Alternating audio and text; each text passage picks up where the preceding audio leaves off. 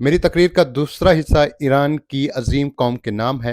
ابتدا میں ضروری ہے کہ میں مجلس خبرگان کے محترم ارکان کی جانب سے ہونے والے رائے شماری کے بارے میں مختصراً اپنا موقف بیان کروں۔ میں آپ کا خادم سید مجتبیٰ حسینی خامنائی نے بھی مجلس کے اس فیصلے کے نتائج آپ ہی کی طرح اسلامی جمہوریہ ایران کے سرکاری ٹیلی ویژن کے ذریعے سنے۔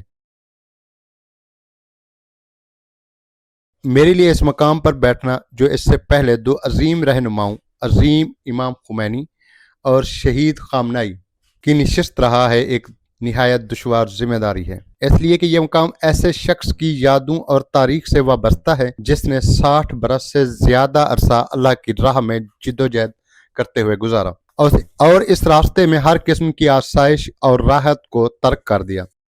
اسی جدوجہد کے نتیجے میں وہ ایک روشن گوہر اور نمایاں شخصیت بن گئے، نہ صرف موجودہ دور میں بلکہ اس ملک کے حکمرانوں کی پوری تاریخ میں۔ ان کی زندگی بھی اور ان کی شہادت کا انداز بھی عزت و وقار سے بھرپور تھا، جو حق پر بھروسے اور ایمان سے جنم لیتا ہے۔ مجھے ان کی شہادت کے بعد ان کے جسد مبارک کی زیارت کا شرف حاصل ہوا۔ جو منظر میں نے دیکھا وہ استقامت کے ایک پہاڑ کی مانند تھا، اور میں نے سنا کہ ان کی صحت مند اور مضبوط مٹھی بند تھی۔